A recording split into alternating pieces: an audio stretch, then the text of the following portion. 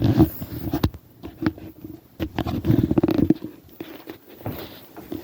you ever play sad music when you feel sad? Or maybe you feel every beat and every pulse during a rock concert. Or maybe you play a special song that makes you run a little faster, go a little harder.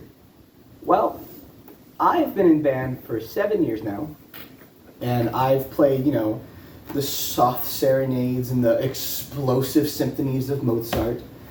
And through all my 7 years, I've come to ask myself this question as well. And I've come to realize that the answer is because music is linked to the emotions. They're so connected that they even control our happiness, our sadness, and even our motivation. To start, music affects our happiness.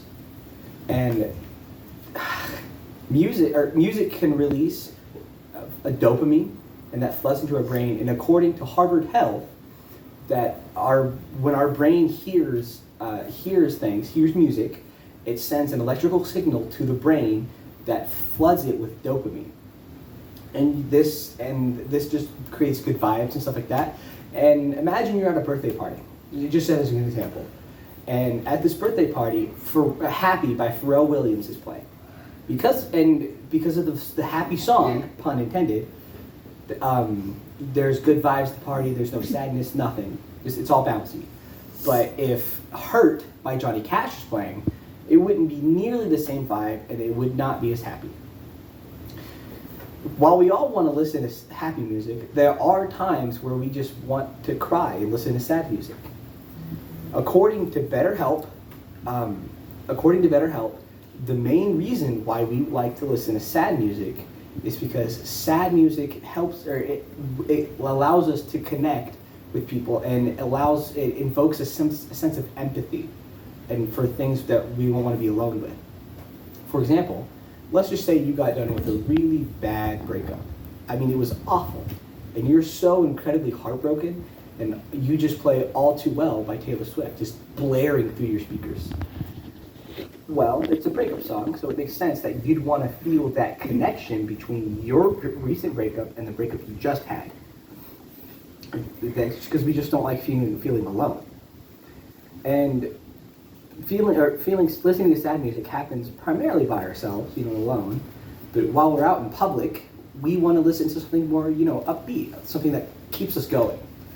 And because of that, music affects our motivation.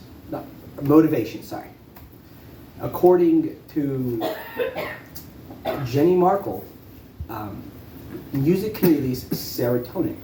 And this serotonin is essentially it makes us feel good. It's the feel-good hormone. And that correlates between, physical exercise, because we're feeling good. That means we can go for longer, we can run for longer. And that's seen primarily with people who go to the gyms, who do long runs, and everything of the like.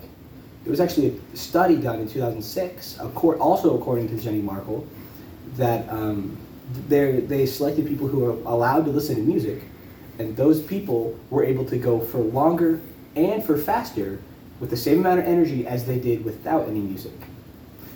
And that just proves that music helps us with our physical capabilities. So, music can affect the emotions, and that's seen through various things. And that, it's seen with how it affects our happiness, how it affects our sadness, how it affects even our physical capabilities. And so now, when you're playing a sad song, when you feel a little depressed, when you're enjoying the energy at a rock concert, when you hear your favorite song while you're running and that makes you go faster, you know why and how that happens. And so thank you for listening to why music and the emotions, how music affects the emotions.